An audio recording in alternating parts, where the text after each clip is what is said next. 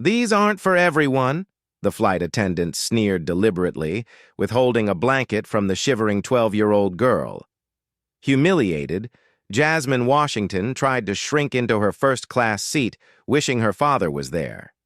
The attendant, Tiffany, couldn't possibly know that Jasmine's father was there, in a way. From his executive office, Malcolm Washington, head of global operations for United Airlines, was watching the entire scene unfold on a live cabin feed.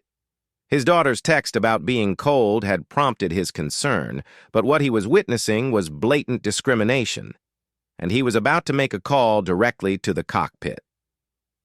Before we dive deeper into this shocking incident, let me know where you're watching from in the comments below. If you believe everyone deserves equal treatment, regardless of their skin color, hit that like button right now. Subscribe to follow Jasmine's incredible journey from humiliation to justice. The next part of this story will show you how a brilliant young scientist's dream trip turned into a nightmare, and why her father's position makes this case unlike any other discrimination incident you've heard before. 2 weeks before the blanket incident, Jasmine Washington stood trembling with excitement on the stage of the National Youth Science Competition in Atlanta. The judges had just announced her climate research project as the grand prize winner among thousands of entries from across America. Her innovative approach to measuring carbon capture in urban green spaces had impressed the panel of renowned scientists. "Your work shows exceptional promise," Dr. Harlow, the lead judge, told her as she accepted the gleaming trophy. "That's why we're selecting you to represent young American scientists at the International Youth Climate Conference in Boston next month." For Jasmine, this was the culmination of years of dedication. Growing up in Chicago's South Side, she'd fallen in love with environmental science after a school field trip to a local urban farm. While other kids played video games, Jasmine spent weekends collecting soil samples and analyzing data. Her bedroom walls showcased scientific posters instead of pop stars. Malcolm Washington, Jasmine's father, and a single parent since his wife died from cancer 4 years earlier, had always encouraged his daughter's scientific pursuits. As head of global operations for United Airlines, Malcolm often worked long hours and traveled frequently, but he never missed Jasmine's science fairs or academic ceremonies. "I'm so proud of you, Jazz," Malcolm said, hugging her tight after the competition. "Your mother would have been amazed by what you've accomplished." The timing of the Boston conference, however, created a significant challenge. Malcolm was overseeing a critical merger integration that required his presence at headquarters. After much discussion, they decided Jasmine would make the trip alone, her first solo flight. "I can handle it, Dad," Jasmine assured him, though her voice betrayed a hint of anxiety. Malcolm nodded. "I know you can. I'll arrange everything to make it as smooth as possible, and I'll fly out to join you 2 days later for your presentation." Despite her confident words, Jasmine had reason to be nervous. Previous family trips had exposed her to uncomfortable stares and subtle discrimination. Once at a resort in Florida, a staff member had repeatedly asked to see her room key while ignoring white guests entering the same area. Another time, a flight attendant had questioned whether she belonged in the premium cabin despite her boarding pass clearly showing her assignment. Carol Bailey, a retired teacher and family friend, volunteered to accompany Jasmine to Chicago O'Hare International Airport. The morning of the flight, Jasmine double-checked her presentation materials and packed her Lucky Microscope keychain. "Remember everything we discussed," Malcolm told her during their goodbye at home. "You're representing young scientists everywhere, but most importantly, you're representing yourself. Stand tall. I will, Dad," she promised, memorizing his advice. At the airport, Carol noticed flight attendant Tiffany Reynolds giving them strange looks during check-in. When the agent announced Jasmine had been upgraded to first class, Tiffany's expression soured noticeably. "That's a pleasant surprise," Carol said, unaware that Malcolm had secretly arranged the upgrade as a special treat for his daughter. Before Jasmine headed to security, Carol pulled her aside for some final advice.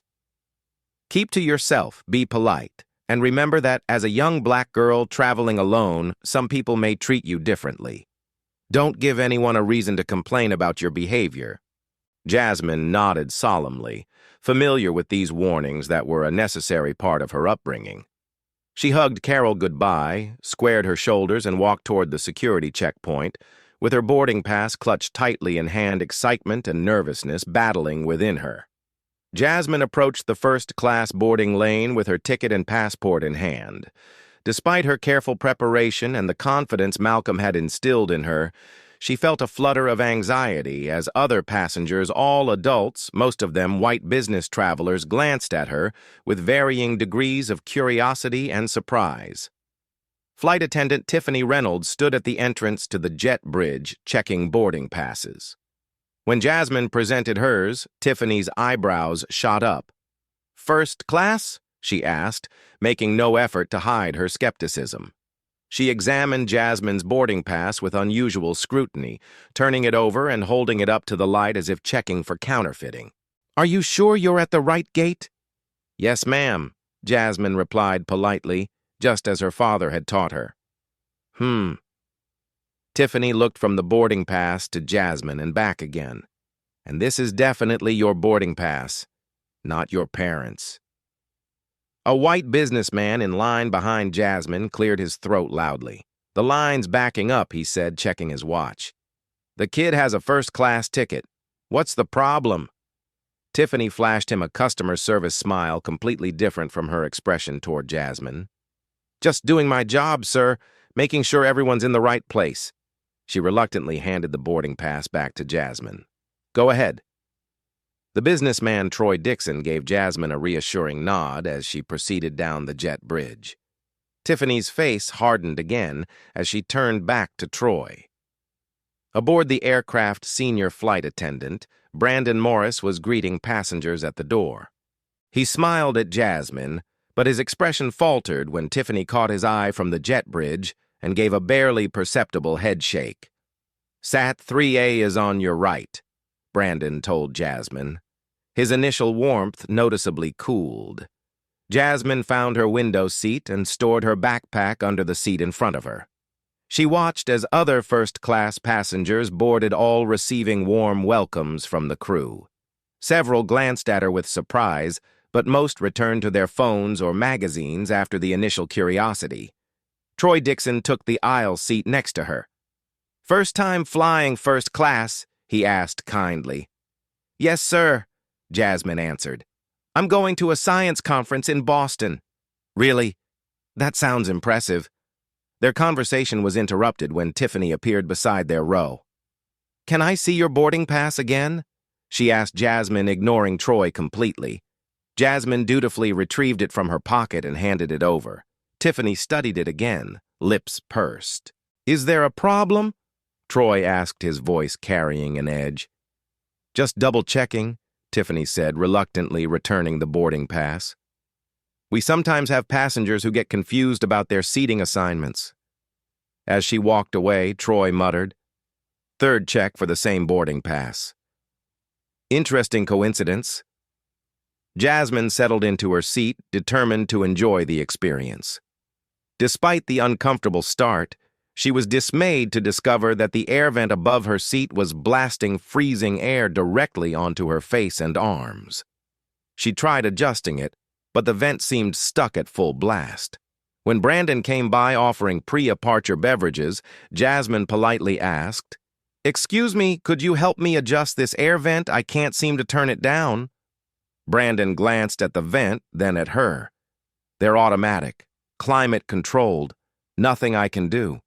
He moved on to the next row without offering any assistance. 15 minutes later, Jasmine noticed him helping an elderly white woman adjust the exact same type of vent in the row ahead. As the aircraft reached cruising altitude, the cabin temperature seemed unusually cold. Jasmine wasn't the only one noticing. Several passengers were putting on jackets or sweaters. The difference was that most other travelers had come prepared for the notoriously chilly airplane cabins. Jasmine, on her first business trip, hadn't known to bring a sweater aboard. She tried burying herself in her conference preparation, reviewing her presentation notes and research data, but the cold made it difficult to concentrate. Goosebumps had formed on her arms, and she found herself hunching her shoulders against the constant stream of cold air. When Tiffany passed by their row, Troy spoke up. "Excuse me, could you adjust the temperature? It's freezing in here." "The temperature is standard," Tiffany replied dismissively. "Perhaps you should have brought appropriate clothing." Her eyes flicked briefly to Jasmine. Throughout the meal service, Jasmine noticed the stark difference in how Tiffany treated her versus other passengers. White travelers received warm smiles and attentive service, while Jasmine's requests were met with curt responses or complete ignorance. When she asked for a refill of water, Tiffany pretended not to hear, though she immediately responded to similar requests from passengers across the aisle. Brandon observed these interactions with visible discomfort, but made no move to intervene. Once he made eye contact with Jasmine as Tiffany walked away after ignoring another of her polite requests, but he quickly looked away, busying himself with paperwork at the galley. During a moment of turbulence when Tiffany was in the back of the cabin, Jasmine pulled out her phone and sent a quick text to her father. "Flight really cold. Forgot jacket. Otherwise okay." She downplayed the situation, not wanting to worry him or sound like she was complaining. Jasmine was used to handling difficult situations on her own, especially when her father was busy with work. Troy's expression grew increasingly stormy as he witnessed Jasmine's treatment. "This is ridiculous," he muttered after Tiffany bypassed Jasmine during a snack service. "I've flown this airline hundreds of times, and I've never seen service this poor or this biased." Jasmine just shook her head slightly, not wanting to draw more attention or create conflict. She'd been raised to keep her head down and not make waves, especially in situations where, as her father often sadly explained, people had already made up their minds about her based solely on the color of her skin. As evening deepened into night, the Boston-bound flight continued its journey across the darkened landscape below. The cabin lights dimmed after the meal service was completed, signaling to passengers that it was time to rest. Many travelers reclined their seats and closed their eyes, preparing to catch some sleep before landing. The temperature in the cabin had not improved. If anything, it seemed to have dropped further as the night progressed. Jasmine sat huddled in her seat arms, wrapped tightly around herself in a futile attempt to generate warmth. The persistent cold air blowing directly on her made concentration impossible, and she'd given up trying to review her conference notes. Tiffany emerged from the galley, pushing a cart loaded with blankets and pillows. The soft blue United Airlines blankets were neatly folded in stacks along with white pillows in plastic wrapping. First-class passengers perked up at the sight, eager for the additional comfort. Roby Row Tiffany distributed the bedding with a practiced smile to everyone except Jasmine. She handed pillows and blankets to passengers in 1A, 1B, 2A, 2B, then deliberately skipped over 3A, where Jasmine sat moving directly to Troy in 3B, then continuing to rouse 4 and beyond. Troy immediately noticed the omission. He watched as Tiffany gave the last visible blanket to the passenger seated directly behind Jasmine, then began to fold up her cart. Jasmine, who had been watching the distribution with growing hope, finally spoke up in a small, polite voice. "Excuse me, could I please have a blanket too? I'm really cold." The cabin fell momentarily quiet as several nearby passengers looked up, apparently noticing for the first time that the young black girl had been skipped. Tiffany turned slowly, her customer service smile nowhere in evidence. In a voice loud enough to be heard several rows away, she stated coldly, "These aren't for everyone." The blunt declaration hung in the air. An older woman across the aisle gasped audibly. Jasmine's cheeks burned with humiliation as she shrank back into her seat, trying to become invisible. Troy Dixon was not so easily silenced. "What do you mean, not for everyone?" he demanded, unbuckling his seatbelt and standing up. "You just gave blankets to literally every other passenger in first class." Tiffany's expression hardened. "Sir, please remain seated while the seatbelt sign is illuminated. I'll sit down when you explain why this child isn't getting a blanket when everyone else did." Troy countered, though he did lower himself back into his seat. Brandon Morris, who had been observing from the galley, finally approached. "Is there a problem here?" he asked, his voice professionally neutral. "Yes, there's a problem," Troy said before Tiffany could respond. "Your colleague here just deliberately skipped giving a blanket to this young girl, then told her they aren't for everyone. I want to know what United Airlines policy is on blanket distribution because it seems suspiciously like racial discrimination from where I'm sitting." Several passengers murmured in agreement. Brandon looked uncomfortable but quickly composed himself. "I apologize for any misunderstanding. We have limited supplies on board, and that's not true," interrupted the elderly white woman across the aisle. "I fly this route twice a month, and there are always more than enough blankets for first class. Always." Brandon's professional demeanor faltered momentarily. Tiffany cut in. "We're following standard procedures for this flight. If you continue to be disruptive, sir, I'll have to report this incident to the captain." Jasmine, mortified by the attention and conflict she had inadvertently caused, spoke up in a quiet voice. "It's okay. I don't need a blanket. Please don't worry about it." The elderly woman, Edith Hamilton, wouldn't let it go. "This isn't right," she said firmly. She began to remove her own blanket. "Here, dear, we can share."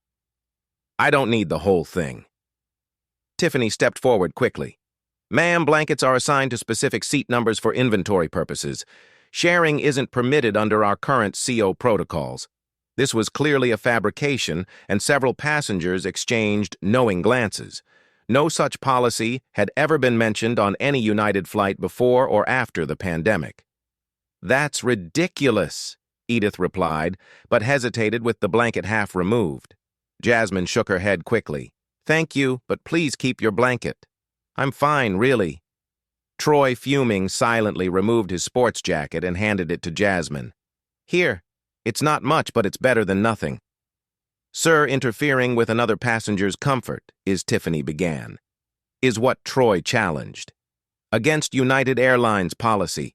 Is giving my own jacket to a freezing child something you're going to report me for? Please go ahead. I'd love to explain to the captain exactly what's been happening on this flight." Tiffany's lips thinned to a tight line. "I'll be documenting your disruptive behavior," she said before turning on her heel and retreating to the galley, where she began a whispered conversation with Brandon. Jasmine accepted Troy's jacket with a whispered thank you, draping it across her shoulders. Despite the additional layer, she couldn't stop shivering, partly from cold, but now also from the stress and humiliation of the situation. She kept her head down, allowing her hair to fall forward and shield her face as tears welled up in her eyes. She had faced subtle discrimination before, but never something this blatant, this public. Never something that made her feel so unwelcome, so unwanted, so obviously different. In that moment, all her accomplishments, the science prize, the invitation to the prestigious conference, her years of hard work seemed to shrink in comparison to the single immutable fact of her skin color. A tear slipped down her cheek, then another falling silently onto Troy's jacket as the night flight continued eastward through the darkness. Malcolm Washington sat alone in his expansive executive office on the 47th floor of United Airlines Global Headquarters in Chicago.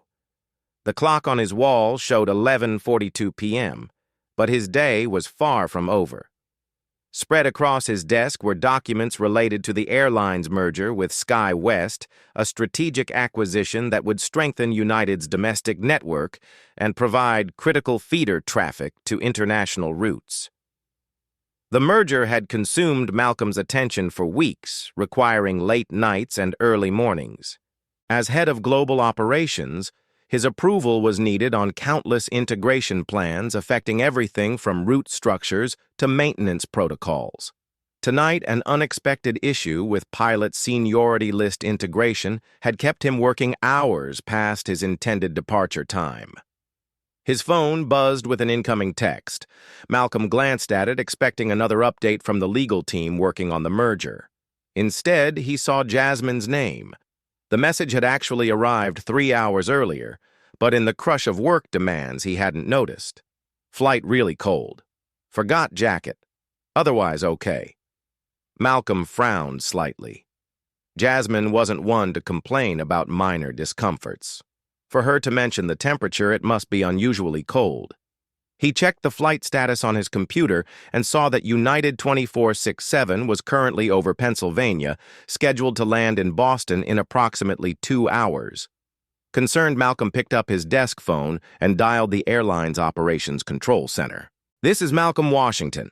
Can you check the cabin temperature setting on United 2467 to Boston?" "Yes, sir," replied the operations controller. After a brief pause, system shows cabin temperature is set at 68° F, which is within normal parameters. What about the specific temperature reading in first class? Another pause. First class reading shows 65°, which is slightly below target but still within acceptable range. Malcolm's frown deepened. If the cabin was 65°, Jasmine shouldn't be uncomfortable enough to text about it, especially in first class, where the temperature was typically kept slightly warmer than the main cabin. What about the blanket count for that flight? Do we have enough on board? The controller checked the manifest. Flight was loaded with 12 first-class blankets for 8 first-class seats plus 120 economy blankets, more than sufficient for a full flight. Now, Malcolm was genuinely puzzled. With plenty of blankets available, why would Jasmine be cold enough to mention it? A memory flashed through his mind. Jasmine, at age 8, returning from a flight with her mother, talking about a flight attendant who had been extra nice to the other kids. It had taken gentle questioning to reveal that Jasmine had been the only child not offered a treat from the snack basket. Malcolm's parental instinct, honed by years as a single father, sensed something wasn't right. "I need to see what's happening on that aircraft," he said decisively. "Activate the cabin monitoring system for United 2467. "Sir," the controller sounded surprised. The cabin monitoring system, a network of security cameras installed throughout the aircraft, was typically only accessed during security incidents or hijacking situations. "You heard me," Malcolm said, his voice taking on the authoritative tone that had helped him rise through the corporate ranks. "This is a Level 1 priority. Send the video feed directly to my office terminal." "Yes, sir. Authentication code required." Malcolm provided his executive override code, and moments later, his computer screen displayed multiple views of the cabin interior on United 2467. The lighting was dimmed for the overnight flight, but the high-definition cameras captured the scene clearly enough. Malcolm scanned the first-class cabin, quickly locating Jasmine in seat 3A. What he saw made his blood run cold. His daughter sat huddled against the window, a man's jacket draped around her shoulders, visibly shivering. Every other passenger in the first-class cabin was comfortably wrapped in the airline's blue blankets. The disparity was striking and unmistakable. As Malcolm watched a flight attendant pass through the cabin, deliberately averting her eyes from Jasmine, while cheerfully checking on the comfort of other passengers. The woman's name tag was clearly visible: Tiffany Reynolds. Malcolm's hands clenched into fists. As a black executive in a predominantly white industry, he had developed an almost superhuman control over his emotions, learned through years of being the only person of color in Heil meetings. That hard-won composure was now being tested to its limits. He picked up his phone again and made a series of rapid-fire calls. First to Jeffrey Patterson, United's chief counsel, apologizing for the late hour, but insisting on immediate legal consultation. "Jeff, I'm observing what appears to be a clear case of racial discrimination against a minor on one of our flights. I need to know our liability position and immediate remediation options." Next to Alvin Taylor, chairman of the board. "Alvin, we have a situation developing that could seriously impact our diversity commitments and public image. I'm handling it personally, but wanted you aware before it potentially becomes public." Then to Samantha Brooks, regional manager for New England operations. "Sam, I need you to meet United 2467 when it lands in Boston. There's a serious customer service failure in progress that requires immediate executive presence." Finally, Malcolm made the most unusual call of all directly to the aircraft itself. Few people outside the airline industry realize that all commercial aircraft are equipped with satellite phones, allowing ground personnel to contact the cockpit in flight. As an executive, Malcolm had the authority to initiate such communication, though it was rarely done except in emergencies. "Connect me to the flight deck of United 2467, he instructed the communications officer. What would you do if you were in Malcolm's position? Would you call the aircraft directly or handle the situation after landing? Comment number 1, if you believe Malcolm is right to intervene immediately, or number 2, if you think he should wait until the plane lands to address the situation. Like this video if you believe companies should take discrimination incidents seriously, and subscribe to see how Captain Kyle Bennett responds to this unexpected call from the airline's head of global operations. How will the flight crew react when they discover the identity of the young passenger they've been mistreating? Let's find out in the next part of this shocking true story. Captain Kyle Bennett had been flying commercial aircraft for 23 years. Before joining United Airlines, he had served 12 years in the Air Force piloting everything from training aircraft to massive C-17 Globemaster transport planes during multiple combat deployments. Few situations in civilian aviation could rattle his composure. The satellite phone ringing in the cockpit at cruising altitude wasn't unheard of, but it was unusual enough to raise his eyebrows. Kyle exchanged a quick glance with First Officer Nathan Rodriguez before reaching for the handset. "This is Captain Bennett on United 2467. He answered crisply, automatically checking his instruments as he spoke. His first thought was potential weather issues or an air traffic control directive requiring a route change.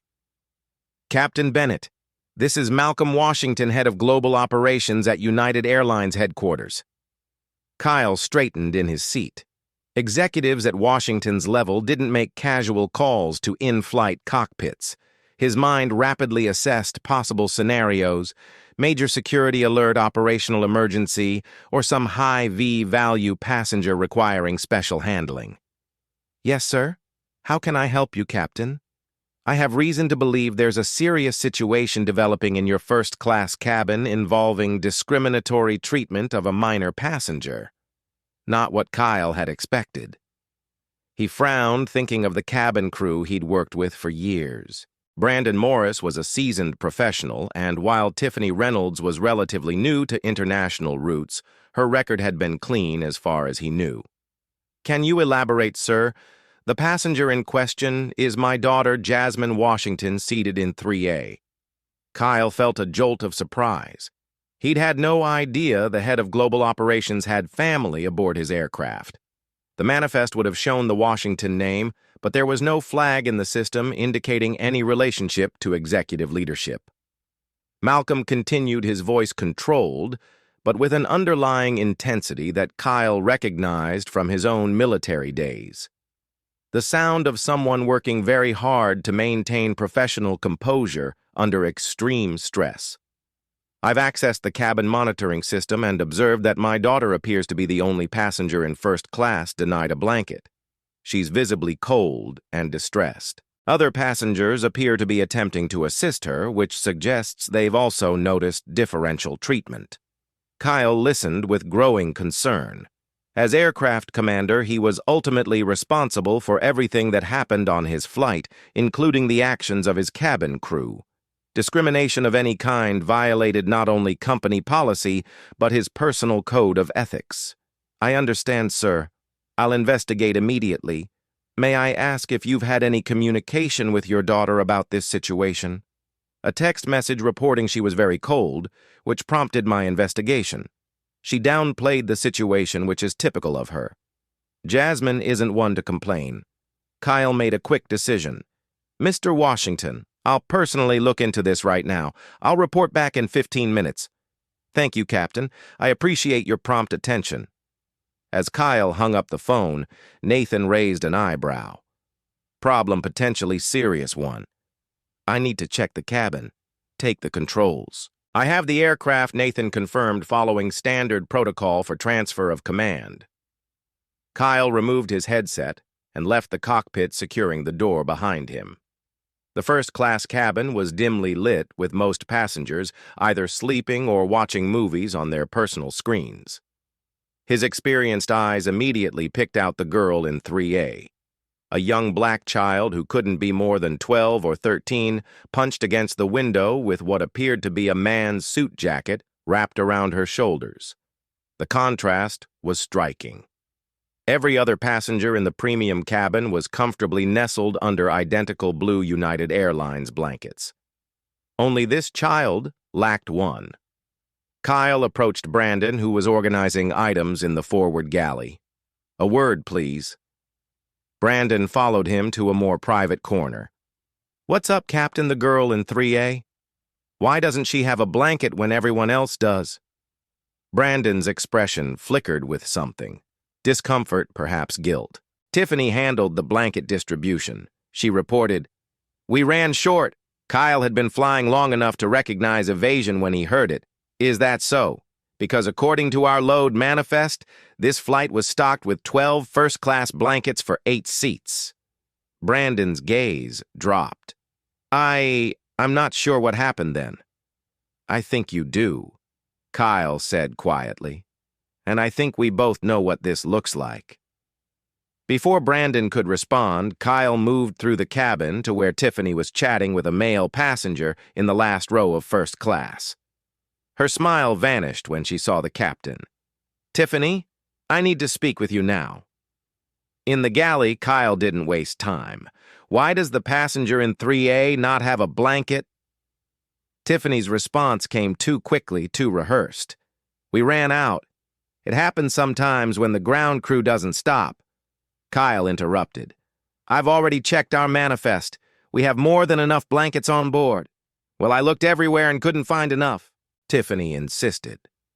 Maybe they were miscounted, or Kyle moved to a storage compartment in the galley and opened it. Inside were at least 6 neatly folded blue blankets still in their plastic wrapping. He turned back to Tiffany, whose face had drained of color. "Want to try again?" Tiffany's expression hardened. That child was disruptive during boarding and meal service. "I used my discretion to your discretion does not extend to denying service based on a passenger's race, age, or any other characteristic."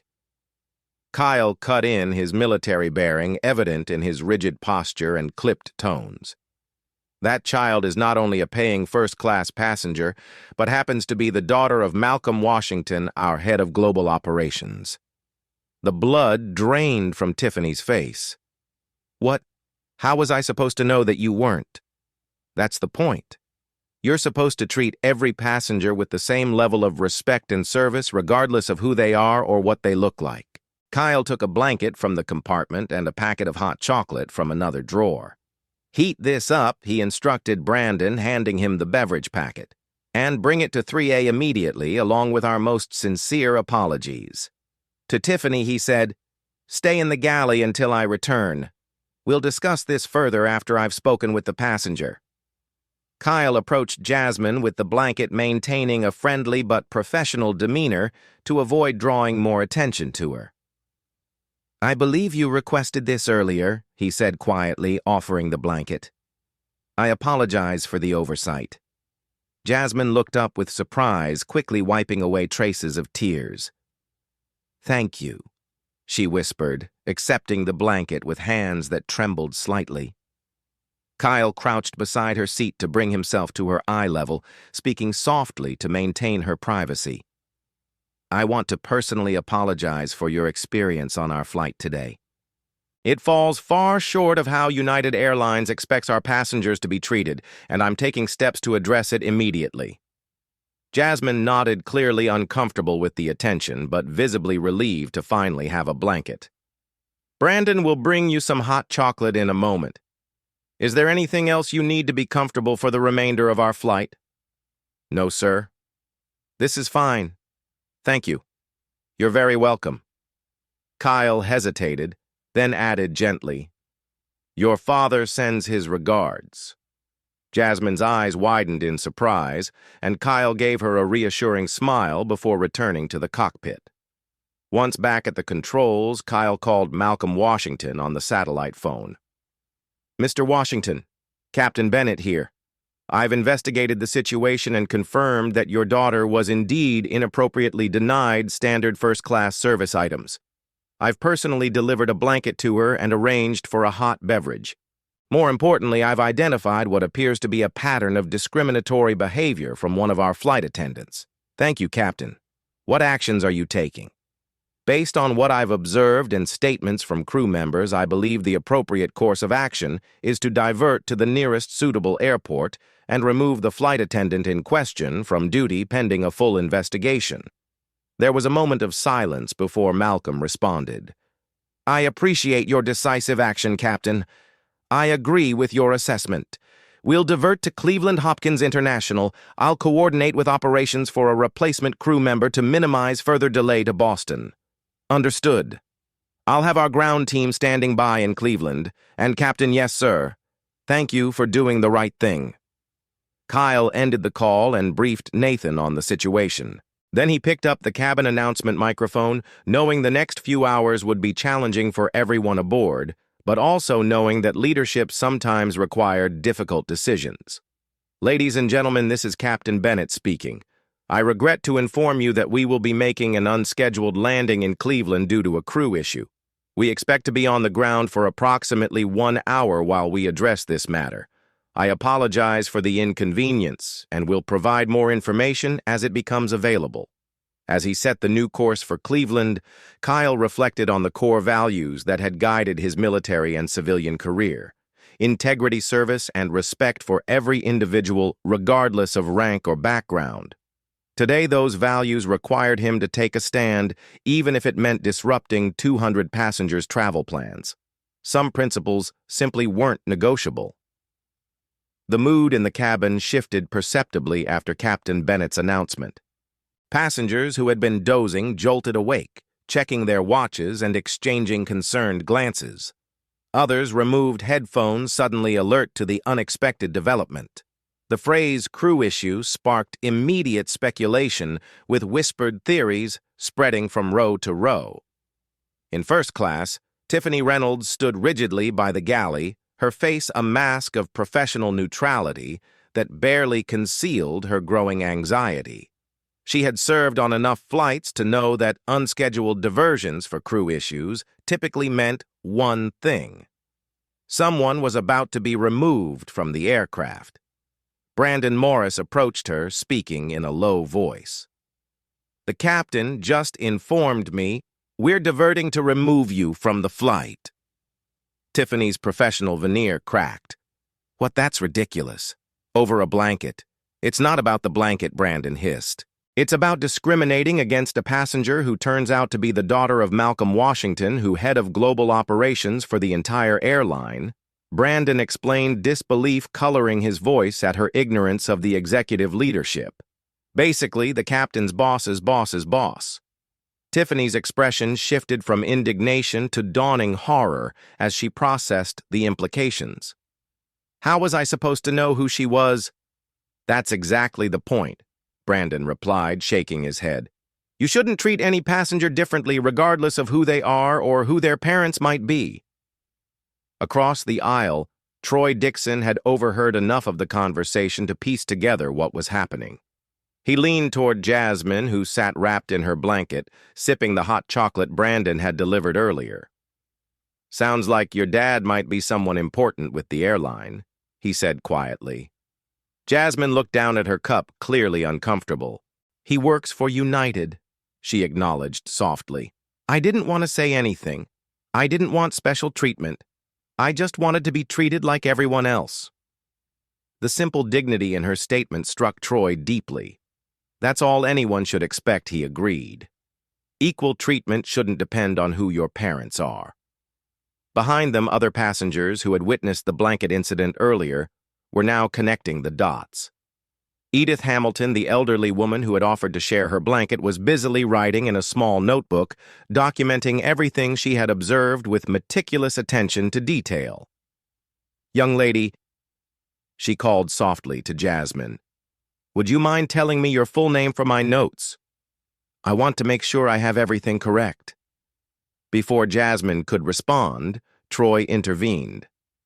Ma'am, I think she's been through enough tonight without becoming the center of more attention. Edith nodded, understanding. Of course, but I want her to know I'm documenting everything I witnessed. 30 years as a court stenographer taught me the importance of contemporaneous records. As the aircraft began its descent toward Cleveland, Tiffany made one last attempt to control the narrative. She approached the row where Jasmine sat. I want to apologize if there was any misunderstanding about the blanket situation, she said, her voice honeyed with artificial sincerity. We try our best to accommodate everyone, but sometimes inventory issues. There was no inventory issue, Troy interrupted flatly. I watched you deliberately skip this child while giving blankets to every other passenger. Then you lied about it. Tiffany's expression hardened. Sir, you're being disruptive. I'll need to inform the captain. Please do, Troy replied. I'm sure he'd be very interested in my perspective on what happened. Brandon appeared at Tiffany's elbow. The captain wants you to return to the galley and prepare for landing, he said firmly, effectively ending the confrontation. At 2:14 a.m., United Airlines Flight 2467 touched down at Cleveland Hopkins International Airport. Despite the late hour, the terminal was unusually active near their arrival gate. Through the aircraft windows, passengers could see multiple airline representatives in professional attire, 2 police officers and ground crew standing by. Captain Bennett's voice came over the PA system. Ladies and gentlemen, we have arrived in Cleveland. Please remain seated with your seatbelts fastened until we've reached the gate and the seatbelt sign has been turned off. I apologize again for this unexpected stop and thank you for your patience. As the aircraft docked at the jet bridge, the cabin remained unusually quiet. Everyone seemed to sense the gravity of the situation unfolding. The seatbelt sign dinged off, but no one moved to stand. The forward cabin door opened, and the 2 police officers boarded first, followed by a woman in an impeccable United Airlines executive uniform. Captain Bennett emerged from the cockpit to meet them. Captain Bennett. One officer inquired. Yes, that's me. We understand you have a situation requiring the removal of a crew member. Tiffany stepped forward, her professional demeanor completely abandoned. This is discrimination, she declared loudly. I'm being targeted because I enforced company policy against a disruptive passenger. Several first-class passengers immediately objected. That's completely false, Troy said, standing up. The only disruptive person was this flight attendant who deliberately denied service to a child based on her race. I can confirm that, added Edith, waving her notebook. I've documented everything that occurred with timestamps. Other passengers began recording the scene on their phones despite United's policies discouraging in-flight photography. In the digital age, moments of public confrontation rarely remained private. The executive stepped forward. I'm Samantha Brooks, Regional Director for United Airlines. I'd like to speak with Ms. Reynolds privately. I want these passengers removed too. Tiffany insisted, pointing at Troy and several others who had spoken up. They've been hostile and threatening throughout the flight. One of the officers turned to Captain Bennett. Is that accurate, sir? No, Kyle replied firmly. Based on my investigation and direct observation, multiple passengers intervened appropriately when they witnessed discriminatory treatment of a minor. Their behavior has been reasonable given the circumstances. Tiffany's face flushed with anger and humiliation. You can't do this. I know my rights. I'll sue the airline for wrongful termination. Ms. Reynolds, Samantha said quietly. This conversation would be better continued off the aircraft. The other passengers have been delayed enough. The officers flanked Tiffany, not touching her, but clearly prepared to escort her if necessary. Ma'am, please come with us, one said. For a moment it seemed Tiffany might refuse, but then her shoulders slumped in defeat. She gathered her personal belongings and followed the officers off the aircraft. Samantha Brooks close behind. As they disappeared down the jet bridge, a collective exhale seemed to pass through the cabin. Brandon, looking visibly relieved yet professionally composed, approached the PA system. Ladies and gentlemen, on behalf of the entire United Airlines team, I want to sincerely apologize for tonight's disruption and for the inappropriate service some of you may have witnessed. We're currently bringing a replacement flight attendant on board, and we should be departing for Boston within the hour. Thank you for your patience and understanding. During the delay, Brandon moved through the cabin, personally checking on passengers and offering refreshments. When he reached Jasmine's row, he crouched beside her seat. "Miss Washington, I want to personally apologize for not intervening earlier when I saw how you were being treated," he said quietly. "I failed in my duty as lead flight attendant, and there's no excuse for that. I hope you can forgive me." Jasmine nodded, still uncomfortable with the attention but appreciating his sincerity. "It's okay," she said softly. "It's not okay," Brandon replied. "But I promise you'll have excellent service for the remainder of your journey." True to his word, Brandon ensured that Jasmine received attentive, respectful service, the same level provided to every other passenger for the remainder of the flight. As promised, a replacement flight attendant boarded within 45 minutes. Before departing, Cleveland Captain Bennett made a brief appearance in the first-class cabin, stopping at Jasmine's seat. "Miss Washington, I wanted to check that you're comfortable for the remainder of our journey to Boston." "Yes, sir." "Thank you," Jasmine replied. "Excellent. We should have you in Boston within the hour. I understand you're attending a science conference." Jasmine's eyes brightened slightly. "Yes. The International Youth Climate Conference. I'm presenting my research on urban carbon capture methods." Kyle smiled. "That sounds fascinating. My daughter is interested in environmental science, too." He lowered his voice slightly. "And for what it's worth, I think you handled a very difficult situation with remarkable grace tonight. That takes real strength of character." As Captain Bennett returned to the cockpit and the aircraft pushed back from the gate to resume its journey to Boston, Jasmine felt a complex mix of emotions. The humiliation of the blanket incident still stung, but there was also a new awareness of the allies who had spoken up on her behalf and the swift, decisive action taken once the discrimination was exposed. Perhaps most importantly, she had maintained her dignity throughout the ordeal, just as her father had taught her. The conference and her presentation still awaited, and despite everything, she was determined to shine there just as brightly as she had at the national competition. United Airlines Flight 2467 touched down at Boston Logan International Airport at 4:17 a.m., more than 3 hours behind schedule. Exhausted passengers blinked at the harsh fluorescent lighting as they filed through the jet bridge into the terminal. Most were focused on collecting their luggage and finding transportation to their hotels for what remained of the night. Jasmine Washington stepped into the terminal expecting to see a driver holding a sign with her name. The car service her father had arranged.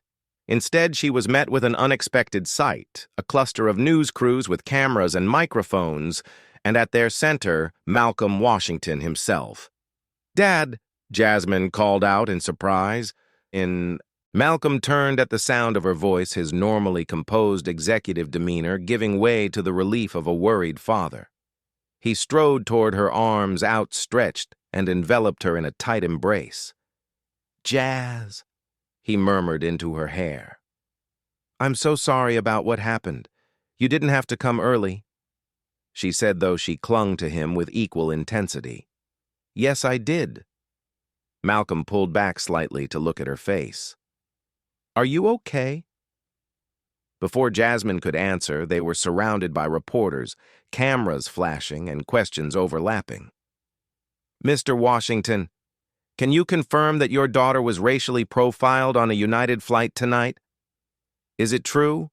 A flight attendant was removed mid-flight for discrimination. Jasmine, how do you feel about what happened?" Malcolm raised a hand, his executive authority instantly commanding silence. "My daughter has had a long, difficult night and needs rest before her conference presentation tomorrow. I'll make a brief statement, but then we're leaving, and I expect you to respect our privacy."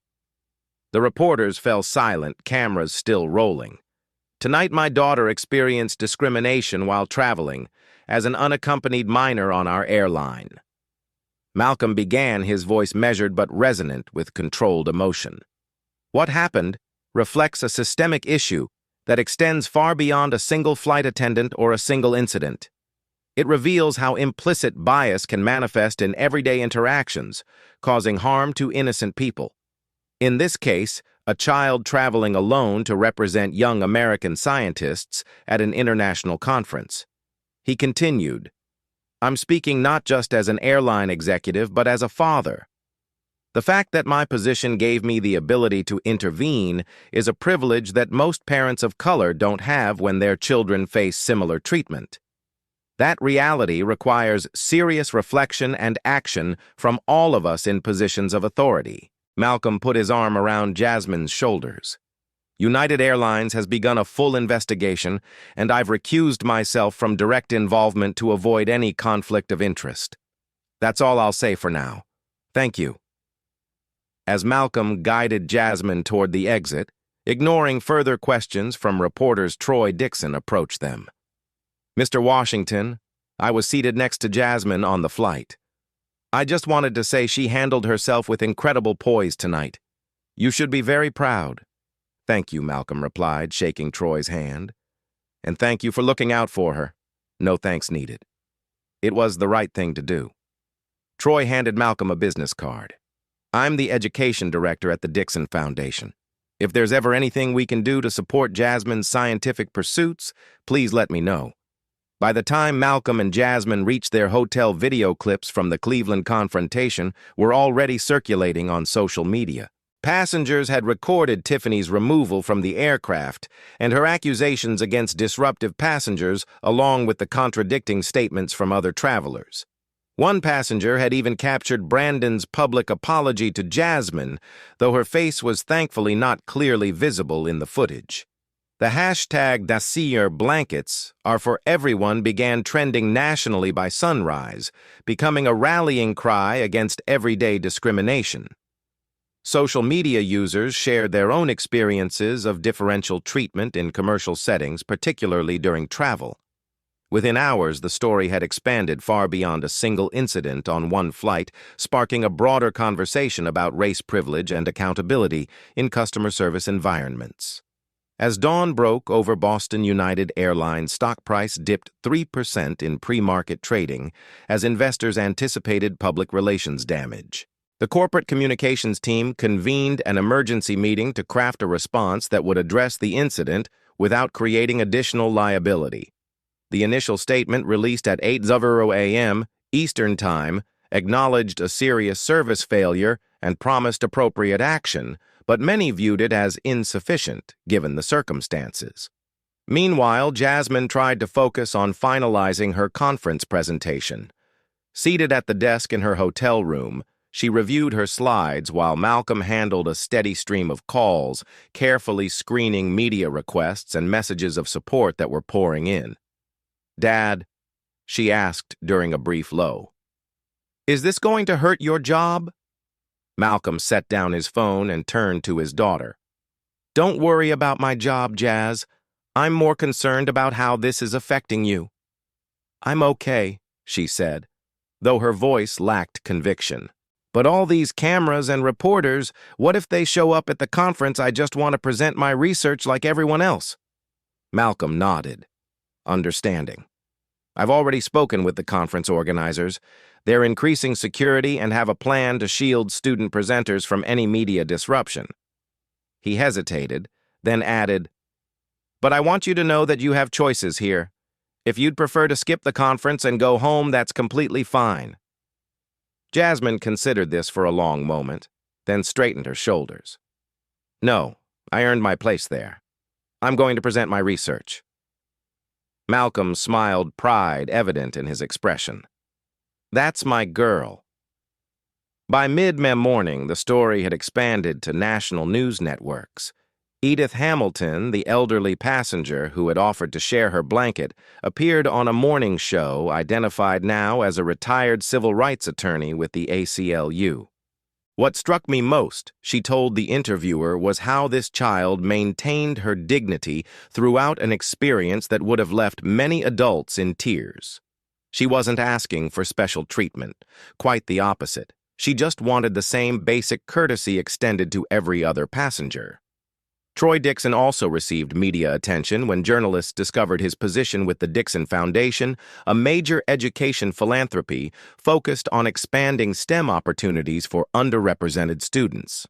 This incident is a perfect example of why our work is so critical, he explained during a phone interview. Here we have a brilliant young scientist who should have been focusing on her groundbreaking climate research. Instead, she was forced to endure humiliation because of assumptions made based on her appearance. How many potential scientists, doctors, and engineers have we lost because they received the message that they don't belong in these spaces? At United Airlines headquarters, CEO Jonathan Porter called an emergency board meeting. The company's chief diversity officer presented a sobering assessment. This incident wasn't isolated, but rather reflected patterns in customer complaints that have been overlooked or minimized for years. Our internal data shows that complaints about differential treatment are 3 times more likely to come from passengers of color, she explained. But our response protocols haven't adequately addressed this disparity. Malcolm Washington joined the meeting virtually, carefully balancing his dual roles. As an executive, I understand the institutional challenges. As a father, I experienced firsthand the limitations of our current approach. When I tried to file a formal complaint through our standard customer channels testing the system as an ordinary passenger, I encountered the same obstacles many others have reported. Excessive wait times, requests for documentation that would be difficult for most passengers to provide, and a focus on compensation rather than substantive change. The board discussion shifted from damage control to structural reform. Jonathan Porter, who had initially viewed the incident primarily as a PR crisis, began to recognize it as something far more significant, an opportunity to address long-standing issues that affected not just passenger experience, but employee culture as well. Malcolm, he said, "Finally, I know you've recused yourself from the investigation of this specific incident, but would you be willing to lead a task force on systemic reform of our customer service protocols with a specific focus on ensuring equitable treatment for all passengers?" Malcolm agreed with one condition. Any task force must include frontline employees from diverse backgrounds. They're the ones who see these issues most clearly and will have the most practical insights on creating meaningful change. As the day progressed, the media narrative continued to evolve. Captain Kyle Bennett and First Officer Nathan Rodriguez, along with several other United pilots, announced the formation of an advocacy group within the airline to push for improved training and accountability measures. As pilots, we're ultimately responsible for everything that happens on our aircraft, Kyle explained in a statement. That includes ensuring that every passenger is treated with dignity and respect. What happened on that flight reflects a failure, not just of individual judgment, but of institutional support systems that should have prevented it. By evening, Jasmine had completed her final presentation preparations and was trying to get some rest before her big day. Malcolm sat in the hotel suite's living area, scrolling through his phone when a news alert caught his attention. Tiffany Reynolds had given an exclusive interview to a conservative news outlet portraying herself as the victim of cancel culture and reverse discrimination. "I was just following company procedures," she claimed. "But because the passenger's father is a high-ranking executive, I'm being scapegoated. This is about power and connections, not race."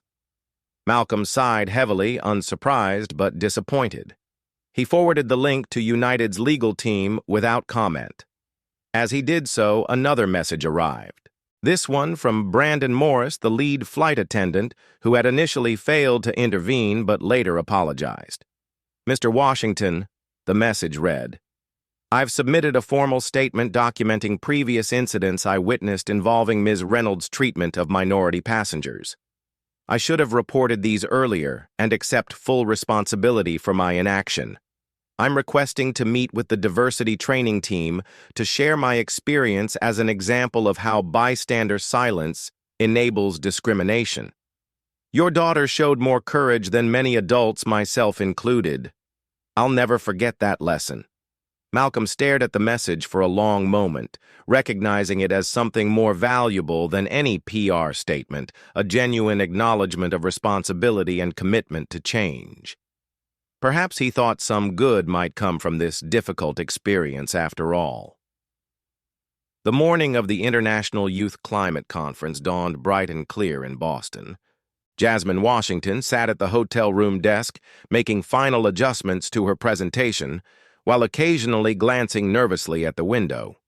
3 stories below, a small group of reporters lingered outside the hotel entrance, hoping for a glimpse of the young scientist who had unwittingly become the center of a national conversation about race and privilege. A knock at the door interrupted her concentration. Malcolm, already dressed in a perfectly tailored suit, went to answer it. "Ms. Hamilton," he said with surprise. "Please come in." Edith Hamilton, the elderly woman from the flight, entered the suite. In the daylight, her distinguished appearance was more evident. Silver hair styled in an elegant bob wire-rimmed glasses and a bearing that suggested decades of commanding courtroom attention. "I hope I'm not intruding," she said. "I wanted to check on Jasmine before the conference and offer my support." Jasmine rose from the desk, recognizing the woman who had offered to share her blanket. "Thank you for coming, ma'am. Please call me Edith." She settled onto the sofa, placing her leather portfolio beside her. "I spent 43 years as a civil rights attorney before retiring. Some habits don't fade with age, like documenting injustice when I see it." She opened the portfolio, revealing meticulously handwritten notes. "I've prepared a detailed account of everything I witnessed on that flight. My testimony has been admitted as evidence in numerous discrimination cases over the decades. If you decide to pursue legal action, I would be honored to serve as a witness." Malcolm and Jasmine exchanged glances. "We haven't decided how to proceed," Malcolm explained. "Right now, our priority is getting through today's conference with minimal disruption." Edith nodded, understanding. "Of course, but my offer stands indefinitely." She turned to Jasmine. "More importantly, I wanted you to know that what happened wasn't your fault, and it wasn't an isolated incident. It's part of a pattern that many of us have been fighting to change for generations." "I know," Jasmine said quietly. "Dad has talked to me about these things since I was little."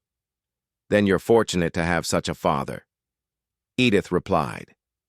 "When I began practicing law in 1965, many parents couldn't even explain to their children why they were being treated differently. The legal framework simply didn't recognize many forms of discrimination." She smiled slightly. "We've made progress, but as your experience shows, we still have a long way to go." Another knock interrupted their conversation. This time it was Troy Dixon, looking remarkably fresh despite the previous night's ordeal. "I hope I'm not overstepping," he said after introductions. "But I wanted to offer some practical support for today." He explained that the Dixon Foundation had arranged for several staff members to attend the conference, prepared to run interference if media attention became overwhelming. "We'll coordinate with conference security to ensure you can focus on your presentation without disruption," he assured Jasmine. "Our foundation supports young scientists from underrepresented backgrounds, and we're not about to let this situation derail your moment." As they discussed logistics for the day, Malcolm's phone buzzed repeatedly with notifications. The story continued to evolve rapidly. United Airlines employees across the country were coming forward with accounts of discrimination they had witnessed or experienced themselves. Some described reporting incidents through proper channels only to see them downplayed or dismissed. Others admitted remaining silent out of fear for their jobs or concern about being labeled difficult. Meanwhile, Captain Kyle Bennett and a growing coalition of pilots had released a statement calling for comprehensive reform of training and accountability measures throughout the airline industry. The authority structure of commercial aviation creates unique responsibilities. Their statement read, "When we close the aircraft door, we become the final arbiters of safety and dignity for everyone on board. Our training must reflect that responsibility, particularly when it comes to recognizing and preventing discriminatory treatment. Other airlines, sensing both a moral imperative and a competitive opportunity, began announcing reviews of their own customer service protocols. Delta unveiled an enhanced training program focused on unconscious bias. American Airlines accelerated the implementation of its previously planned diversity initiatives. Smaller carriers followed suit, eager to position themselves as industry leaders in equitable treatment. By mid-morning, the story had reached Capitol Hill. Several members of the Congressional Black Caucus called for hearings on discrimination in commercial aviation. The Department of Transportation announced it would review complaints data across all major carriers to identify patterns of bias in customer service incidents. The most surprising development came from the Airline Industry Association, typically resistant to increased regulation or scrutiny. Their president issued a statement acknowledging the need for industry-wide standards to ensure consistent, equitable treatment for all passengers. What happened on that United flight could have occurred on any carrier, the statement admitted. Rather than pointing fingers at one airline, we're committing to collaborative reform that raises standards across the entire industry. As Malcolm scrolled through these developments, a new notification appeared. A video interview with Tiffany Reynolds had gone viral overnight. In it, she portrayed herself as the victim, claiming she had followed company procedures and was being scapegoated because of Jasmine's connection to airline leadership. "I treat all passengers the same," she insisted. "This isn't about race. It's about who you know and how much power your family has." The interviewer, clearly sympathetic, asked leading questions that framed the incident as, "Can't cancel culture run amok?" Social media had quickly divided along predictable lines, with some users rallying to Tiffany's defense, while others pointed out the inconsistencies in her account compared to multiple witness statements. What Tiffany couldn't have anticipated was the digital paper trail that would emerge in response to her claims. By noon, journalists had uncovered multiple previous passenger complaints against her dating back to her first months with the airline. The complaints showed a consistent pattern: passengers of color reporting differential treatment requests ignored, and subtle but persistent microaggressions. Most damning was Brandon Morris's formal statement released through proper channels, but quickly leaked to the media. In it, he confessed to witnessing previous incidents involving Tiffany's treatment of minority passengers and detailed his own failure to report or address these behaviors. "I prioritized crew cohesion and conflict avoidance over passenger dignity," he wrote. "In doing so, I became complicit in a system that allowed discriminatory treatment to continue unchecked. I accept full responsibility for my inaction and am committed to becoming part of the solution rather than perpetuating the problem." Back at the hotel, Jasmine finished her preparation and closed her laptop. Despite everything, her focus had remained remarkably steady, a testament to the discipline and determination that had earned her the conference invitation in the first place. "It's time," Malcolm said, checking his watch. "Are you ready?" Jasmine nodded, gathering her materials. "As ready as I'll ever be." Edith rose from the sofa. "Remember, young lady, your science is what matters today. All this media attention is just noise," Troy added, "and you've got more support than you realize. Half the scientific community is rallying behind you on social media right now. Indeed, prominent scientists had been posting messages of solidarity throughout the morning. Several conference keynote speakers had modified their presentations to address issues of inclusion in scientific fields. The Arza Scientists for Jasmine was trending alongside "Blankets are for everyone." As they prepared to leave, Malcolm received an unexpected call from United CEO Jonathan Porter. "Malcolm, I know you're focused on Jasmine's presentation right now, but I wanted you to hear this directly from me. The board has unanimously approved the formation of a Passenger Equity Council with independent oversight authority. We'd like Jasmine to serve as youth advisor if she's willing." Malcolm looked at his daughter, mouthing later as he thanked Porter for the update. Downstairs, Troy's foundation staff had coordinated with hotel security to create a protected path to their waiting vehicle. As Jasmine emerged from the elevator, flanked by her father, Edith, and Troy, a small group of hotel employees, many of them people of color, formed an impromptu honor guard in the lobby. One housekeeper stepped forward, briefly taking Jasmine's hand. "You stand tall today, young sister," she said quietly. "We're all behind you."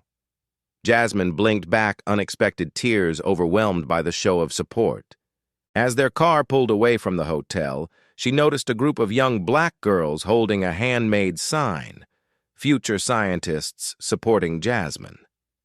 In that moment, Jasmine realized her presentation had taken on significance far beyond her original research. She was no longer just representing young American scientists.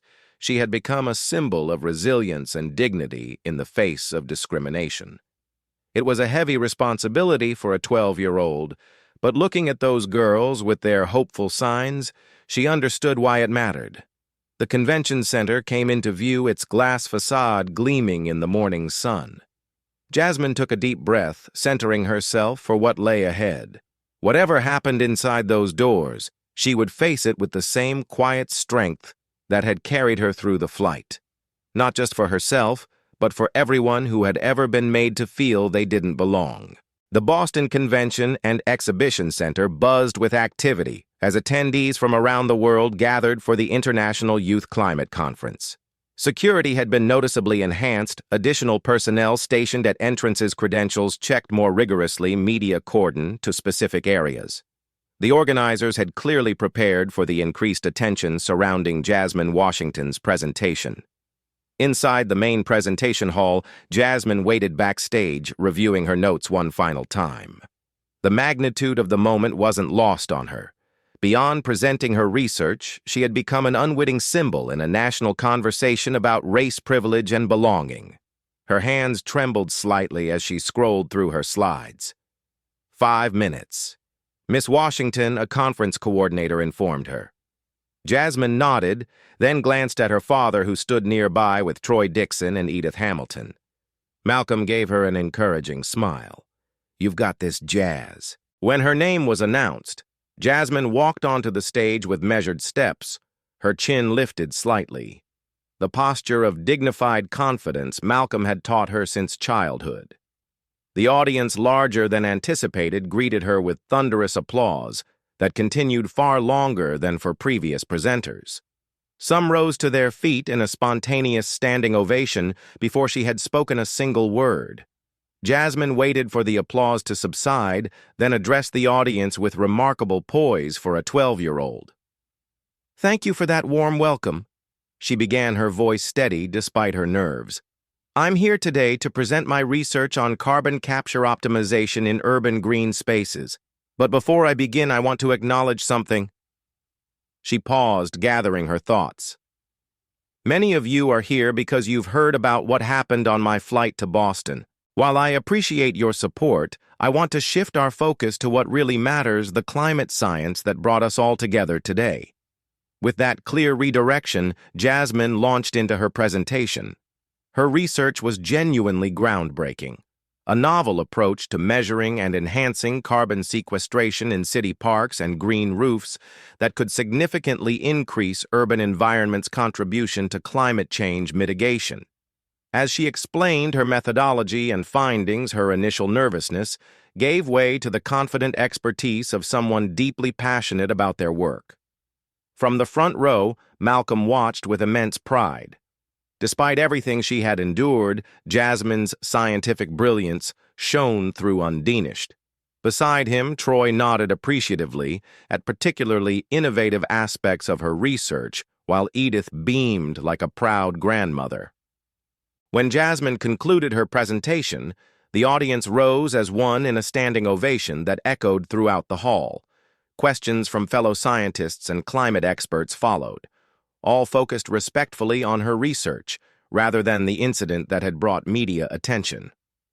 As the session ended and Jasmine left the stage, United Airlines CEO Jonathan Porter approached Malcolm. He had flown in specifically for the presentation. "Your daughter is remarkable," he said, genuine admiration in his voice. "Her composure under these circumstances speaks volumes about her character and your parenting." "Thank you," Malcolm replied, "but this isn't just about Jasmine. It's about addressing the conditions that made her experience possible in the first place." Porter nodded soberly. "Agreed. That's why I wanted to make this announcement in person." He handed Malcolm a press release scheduled for distribution that afternoon. "We're establishing the Passenger Equity Initiative with independent oversight and real enforcement authority. And as I mentioned earlier, we'd like Jasmine to serve as our inaugural youth advisor, but only if she feels comfortable taking on that role." As they discussed the details, Captain Kyle Bennett and several crew members in full United Airlines uniforms entered the convention center. They had flown in specifically to attend Jasmine's presentation as a show of solidarity. "We wanted her to see that many of us in the company stand for something better," Kyle explained when Malcolm greeted him, "and we're serious about systemic change." He described the pilot advocacy group that had formed in response to the incident now, with members from multiple airlines committed to ensuring equitable treatment in the skies. Later that afternoon, as attendees mingled during a conference reception, Edith Hamilton approached Jasmine with an unexpected announcement. "I've decided to establish the Hamilton Foundation for Youth Scientific Advancement," she revealed. "My late husband left me quite comfortable, and I've been looking for a meaningful way to direct those resources. Your courage and brilliance have inspired me to focus on supporting young scientists from underrepresented backgrounds." Jasmine was momentarily speechless. "M. Hamilton, that's amazing." "Edith, please," the older woman corrected gently. "And it's the least I can do. I spent decades fighting discrimination in courtrooms, but I've come to believe that supporting bright young minds like yours may ultimately do more to change entrenched systems."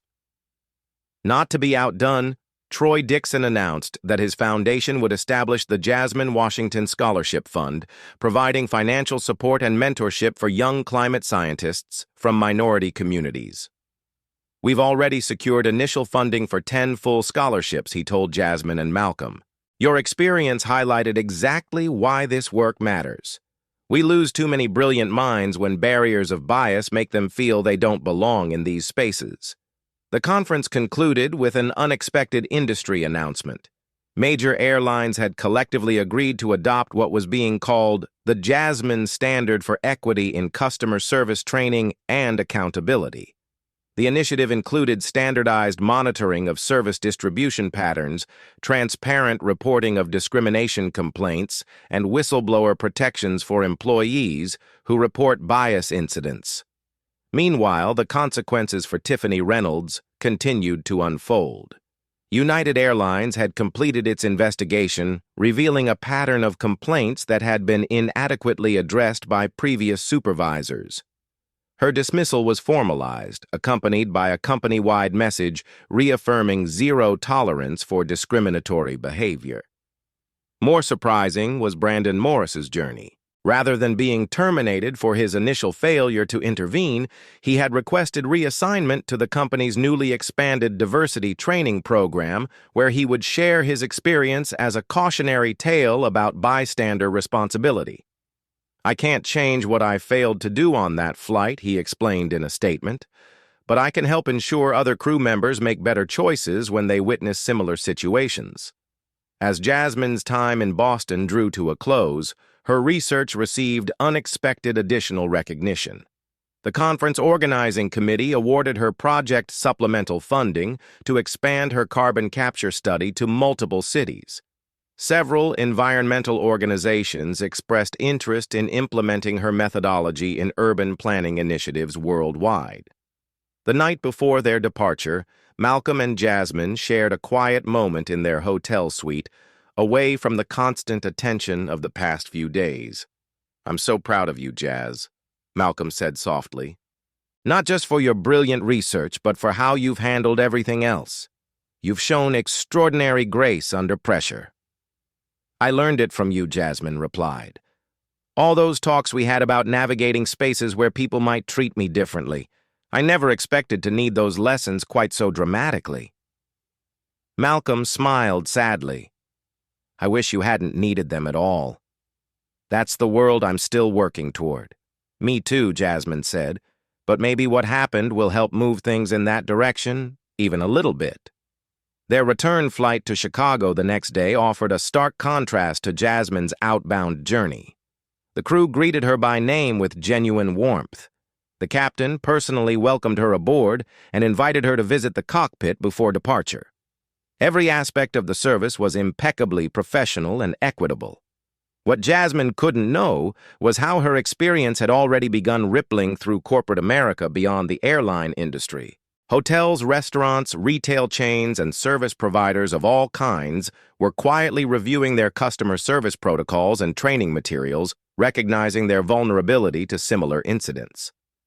Diversity consultants reported unprecedented demand for unconscious bias training from companies that had previously shown little interest. 6 months later, Jasmine stood before a group of young girls at a STEM education center in Chicago's South Side. The facility had recently been renovated through a partnership between the Washington, Hamilton, and Dixon Foundations. The most important thing I learned through everything that happened, she told them, is that small acts of discrimination reveal larger systems, but small acts of courage can help change those systems. When you face barriers because of how you look or where you come from, remember that you're not alone, and your voice matters even when others try to make you feel it doesn't. As she guided the girls through a hands-on climate science demonstration, Jasmine embodied the transformation that had occurred from a child humiliated over a blanket to a poised young leader helping shape a more equitable future. The incident that might have discouraged her from pursuing spaces where she wasn't made welcome had instead catalyzed change that would make those spaces more accessible for countless others. The following week, Jasmine boarded another flight for a climate science competition in Seattle. As she settled into her seat, the captain personally greeted her, ensuring her comfort. The flight attendant offered her a blanket with a respectful smile, not because she was Malcolm Washington's daughter or a symbol of industry change, but because she was a passenger deserving the same dignity as everyone else. That simple moment of normal, equitable treatment perhaps represented the most meaningful victory of all. Jasmine's story teaches us that discrimination often hides in small, everyday actions that many might dismiss as insignificant. A denied blanket represented something much larger, systemic bias that permeates our society. When organizations fail to address these minor incidents, they enable a culture where discrimination thrives. The power of speaking up cannot be overstated. Troy and Edith demonstrated that bystanders have tremendous influence when they refuse to remain silent. Their actions remind us that confronting injustice isn't just the responsibility of those experiencing it. Malcolm's position gave him unique leverage, but he used it to create systemic change, benefiting everyone. True leadership means transforming personal pain into collective progress. Captain Kyle showed that authority figures have a special responsibility to set ethical standards and take decisive action when those standards are violated. Perhaps most importantly, Jasmine's dignity and resilience remind us that our value isn't determined by how others treat us. By continuing to shine despite humiliation, she transformed a painful experience into a catalyst for change that would help countless others. What would you have done if you were in Jasmine's position? Have you ever witnessed discrimination and spoken up or remained silent? Comment below with your thoughts and experiences. If this story moved you, please hit that like button to help spread awareness about the importance of standing against discrimination in all forms. Subscribe for more powerful true stories about ordinary people creating extraordinary change. And don't forget to share this video with someone who might need a reminder that their voice matters. Thank you for watching, and remember, sometimes the smallest acts of courage create the biggest waves of change.